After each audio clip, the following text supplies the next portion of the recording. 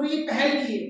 अगर लोगों का सपोर्ट रहा, लोगों का साथ रहा, तो इंशाअल्लाह अल्लाह ने चाहा, हमें देखो कोई नेता नहीं बनना है, कोई राजनीति नहीं करना है, हमको सिर्फ इंसानों की मदद करनी है, और वो कोई भी पहल कर सकता है। जैसे कोई विधवा है, उसके 17-18 साल का बेटा, आपने देखा इसकी दुकान है, लेकिन दुकान इसकी घर में एक दुकान निकली हुई है, लिहाजा ये बहुत गरीब है। आपने चंदा इकट्ठा किया, किसी ने 500 दिए, किसी ने 100 दिए, किसी ने 1000 दिए, किसी ने 150 दिए, किसी ने 50 दिए, किसी ने 10 दिए, वो टीम इकट्ठा करेगी, लिहाजा 1-1.5 लाख रुपए इकट्ठा हुआ। आपने क्या कैसे परचूनी की दुकान रखवा दो, इसकी दुकान तो है ही, इसके बच्चे के लिए परचूनी की दुकान रखवा दो, ये परचूनी की दुकान से खा कमा लेगा। एक बार मोहम्मद के पास एक भिखारी आया, उसने भीख मांगी कि हमें कुछ दिया जाए, तो मोहम्मद ने कहा कि तेरे घर में कुछ है? उसने कहा कुछ नहीं है। उन्होंने कहा फिर कहा कुछ है? उसने कुछ नहीं है। तीसरी बार पूछा कुछ है? हाँ एक कटोरा है। बोले कटोरा? बोले लिया। तो कटोरा लेके आए, जब कटोरा लेके आए तो मोहम्मद ने उसे नीलाम किया। फाउंडेशन के जिम्मेदार जनाब अस्सलाम वालेकुम। देखिए आज जो मीटिंग हो रही है, कुरान पाक में अल्लाह ताला इरशाद फरमाता है, एक जगह नहीं कई जगह अल्लाह ताला इरशाद फरमा है कि लोगों नमाज कायम करो और ज़कात दो। जहाँ अल्लाह ताला ने नमाज का जिक्र किया है, वहाँ पर अल्लाह ताला ने कुरान का भी मतलब ज़कात का भी जिक्र किया है। तो आप ज़कात कितनी बड़ी फर्ज है, जो हमारे 5 मेन अरकान हैं, मतलब जो 5 जो स्तंभ हैं मुसलमान होने के लिए, उसमें सबसे महत्वपूर्ण क्या है? ज़कात है। देखिए अल्लाह ताला एक जगह कुरान पाक में इरशाद और फरमाता है, बहुत ही खूबसूरत आयत का तर्जुमा बताता हूँ। ऐ लोगों, बेशक हम तुम्हें आजमा लेंगे, कभी माल देकर, माल मतलब दौलत देकर, कभी माल लेकर, कभी औलाद देकर, कभी औलाद लेकर। देखते हैं तुम में से कौन साबित कदम रहने वाला है, कौन स्टेबल रहने वाला है, कौन अपने ईमान पर रुकने वाला है।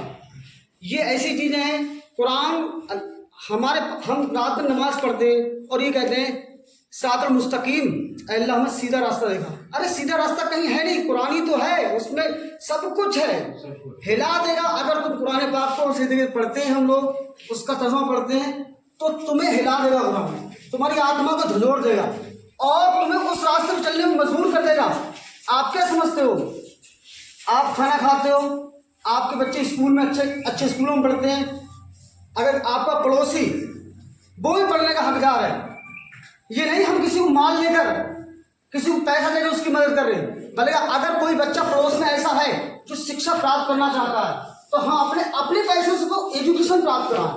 ये मूल उद्देश्य है, उसका मूल मतलब जो है मतलब मूल उद्देश्य वो शिक्षा प्राप्त करें। हम अपने स्तर से सारे लोगों को जोड़े, ये हमारा फर्ज है। ऐसा नहीं मुसलमान है, अगर कोई गैर मुस्लिम है उसकी भी हमें मदद करना। ये नहीं कि हम मुसलमान की मदद करना है। सबसे पहले हम दुनिया में आने से पहले हम सबसे पहले इंसान होते, ना हम हिंदू होते ना मुसलमान होते। नाम तो हमारा बाद में आता है, बाद में पता चलता है हम मुसलमान है, मैं नाम उसी समाज में हमारा नाम रख दिया जाता है। अगर मेरा नाम महमूद सलीम खान है तो मैं मुस्लिम समाज में पैदा हुआ। सबसे पहले हम इंसान हैं, हमें इंसान की इंसानी मदद करना है। दुनिया में सबसे बड़ी इबादतों में से एक इबादत है और वो है खिदमत खल्क। खिदमत खल्क ऐसी इबादत है, सारी हज से बेहतर, नमाज से बेहतर आप लोगों की मदद करो। ये ऐसी इबादत है, अगर तुम लोगों की मदद करोगे तो ये इबादत तुम्हारी अल्लाह ताला की राह में कभी ज्यादा उसका तुम्हें सिला मिलकर ही रहेगा, मिलकर रहेगा। ये मेरी नोट कर लो और इसे लिखकर, नमाज तुम्हारी कबूल हो या ना हो, लेकिन तुमने किसी इंसान की मदद कर दी, उसका सिला तुम्हें दुनिया या आखिरत में मिलकर रहेगा। ये मेरी बात नोट कर लेना। मैं आपको दावे से कहता हूँ, आप किसी की हेल्प, क्योंकि ये दुनिया गोल है, जैसा तुम करोगे वैसा ही तुम्हें उसका सिला मिलेगा। देखिए यहूदियों में एक चीज है, जब यहूदी किसी की मदद करते या नसरानी यानी ईसाई किसी की मदद करते तो वो एक पर्चा देते हैं उनको। माना किसी की 1 लाख से 2 लाख से 1000 या 2000 से मदद की और एक पर्चा दे देते हैं और उस पर्चे पर और कहते हैं इसे घर पर जाकर खोलो। तो उस पर्चे मालूम क्या लिखा होता है? मैं बहुत सीक्रेट बात बता रहा हूँ आपको, ये पैसा मुझे वापस नहीं देना है, ये पैसा उसको देना है जो तुम्हारे जैसा और जरूरतमंद है। तुम्हारे जैसा और जरूरतमंद है, और उसको भी यही पर्चा देना। आप समझ रहे हो नहीं समझ रहे हो? ये चीज होती है। तो इस तरीके से एक मदद या हेल्प की चैन होती है। तो जब भी किसी को वो मदद करते हैं या किसी की सहायता करते हैं, तुम्हारे उनके घर जाते हैं और ये नहीं कहते, दिखाते नहीं कि गरीब है, मिस्कीन है, कहते हैं हम तुम्हारे भाई हैं और हमारा फर्ज है कंधे से कंधा मिलाकर चलना, और हम तुम्हारे साथ, हम जैसे हैं, हम तुम्हारी सहायता करने के लिए तैयार हैं। तो मैंने जो भी कुछ कहा, मैं अपनी बात यहाँ पर खत्म करता हूँ। कहने के लिए तो मेरे पास बहुत शब्द हैं, बहुत शब्द हैं, लेकिन मुख्तसर समय है, कम समय है, इसलिए मैं अपनी बात को खत्म करता हूँ। सिर्फ एक जिक्र आपको और कह दूँ, आपने नाम सुना होगा फिरौन का। फिरौन कौमी बने से लगभग 400 साल हुकूमत, 400 साल गुलामी में रही थी, और उस फिरौन या फिरौनियों ने उन पर 400 साल तक हुकूमत की थी। वो रात दिन मजदूरी भी करवाते थे और सारे काम उनकी जुल्म जातियाँ करते थे, लेकिन उन फिरौनियों में एक, मैं फिरौन की बात नहीं कर रहा हूँ, मैं फिरौनियों की बात कर रहा हूँ। 20 फिरौन गुजरे, उनमें सिर्फ एक बात खास थी, और वो थी, वो भूखों को, उनके पूरे इजिप्ट या पूरे मिस्र में कभी कोई भूखा नहीं रहता था, वो उनका काम था। जैसा कि आप लोगों ने सुना, हमारे छोटे बड़े भाइयों ने आपको इस हेल्प फाउंडेशन के बारे में बताया और इसके कार्य बताए। पहले तो मैं आपको ये बता दूं, हेल्प कहते किसे हैं? मदद।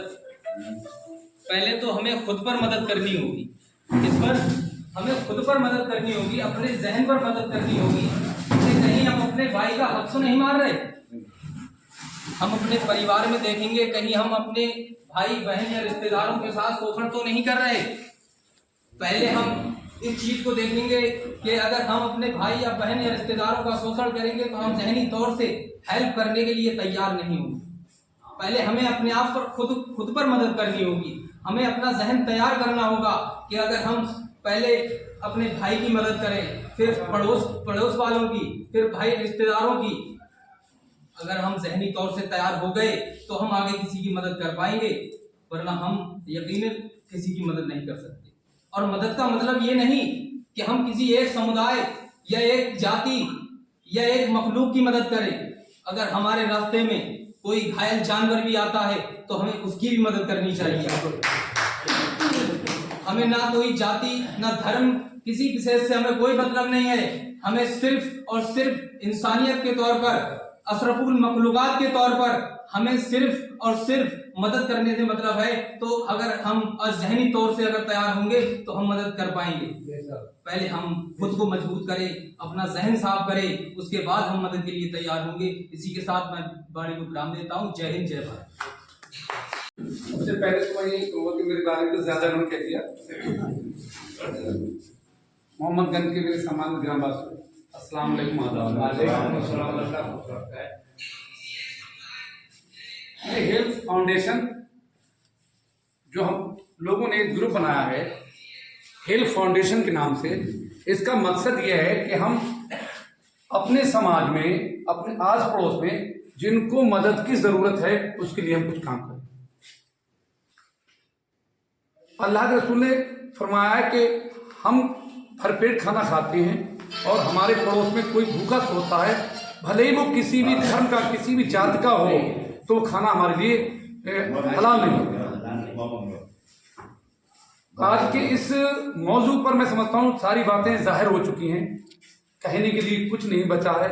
सिर्फ आप लोगों को मैं दरख्वास्त ये करूँगा कि हमारे साथ आप मिल जाइए, हमारे साथ मिलकर हम अपने आस पड़ोस में किसी भूखे को खाने का इंतजाम कर दें, किसी रोते हुए को हम हंसा दें। ये सबसे बड़ी बात है।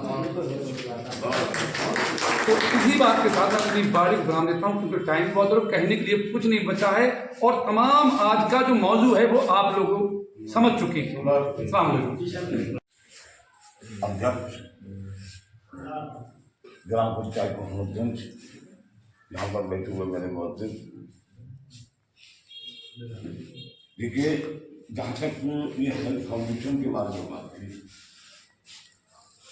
हदीसों के जरिए से, कुरान मजीद के आयत करीमा के जरिए से, एक सामाजिक हैसियत से आप लोगों को बताया।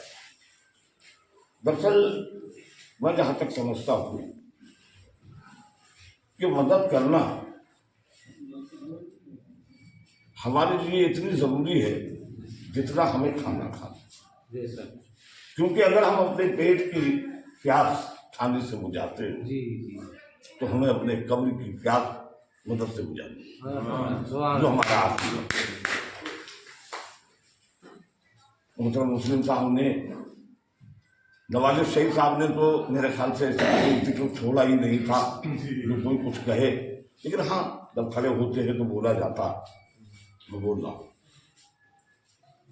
मदद के रिलेटेड नवाज अभी शहीद साहब ने आपको बताया था कि महिला की हमने इस तरह मदद की, तो मैं जो लोग यहाँ पर मौजूद हैं खासतौर से आप लोगों से मैं गुजारिश कर लूँ कि इस टीम का जो मकसद है, इन नौजवानों ने जो इसकी पहल की, हमें जब इन्होंने अपने दावत दी, हम आए, हम इनके इस काम से बहुत मुत्तफिक हैं, बहुत खुश हैं।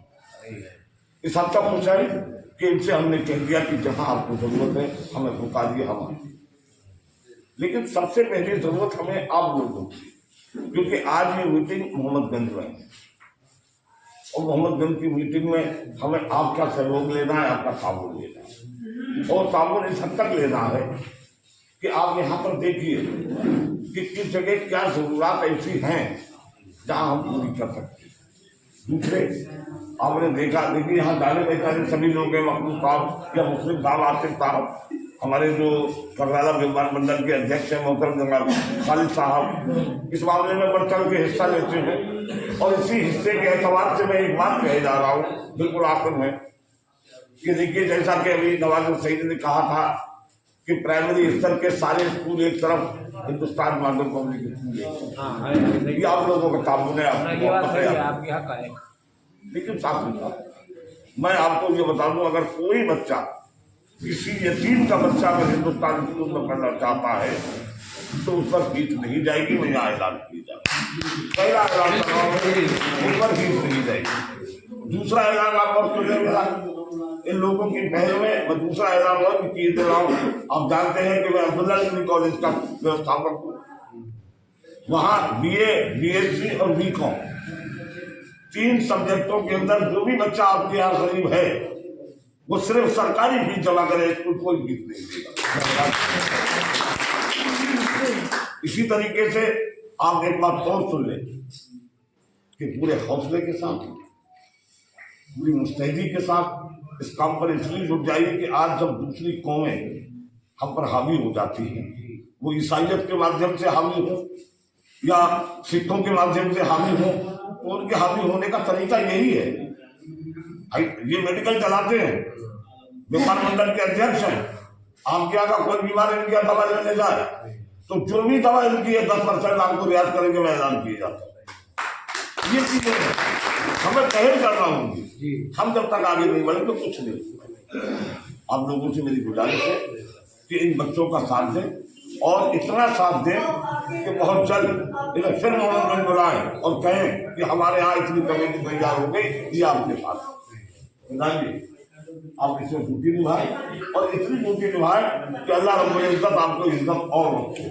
अस्सलाम फाउंडेशन यदि किसी गरीब का भला करने तो हमारे तुम्हारे लिए यदि किसी इकट्ठा किया, मेंबर बन गए सब लोग, मेंबर बनने के बाद में कुछ पैसा इकट्ठा हुआ, किसी गरीब की मदद जैसे करना तो उसको मदद कर दी, तो ये चीज़ जब समझा रहे हैं सब लोगों के लिए, तो आप सब लोग समझ गए ना।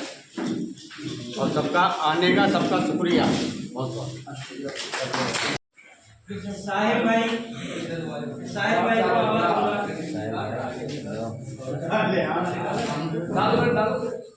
इनको महासचिव की जिम्मेदारी दी जाती है।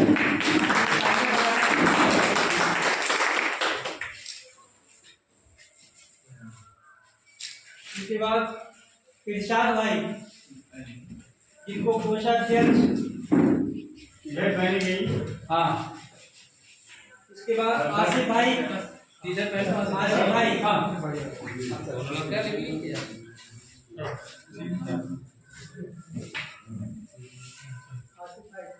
आसिफ भाई इनको संगठन मंत्री बनाया गया है।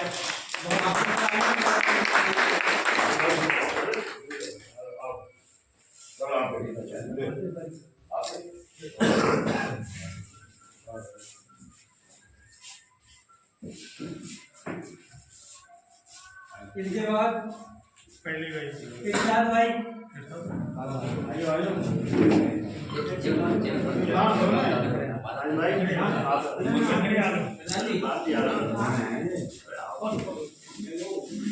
सारी जहर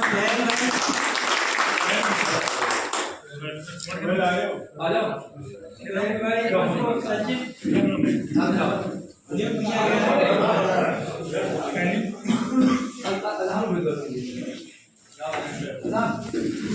सचिन नियुक्त किया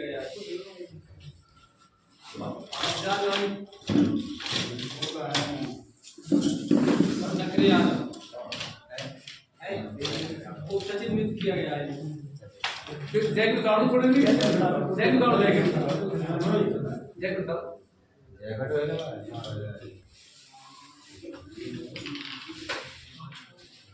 ईशान भाई इधर सामने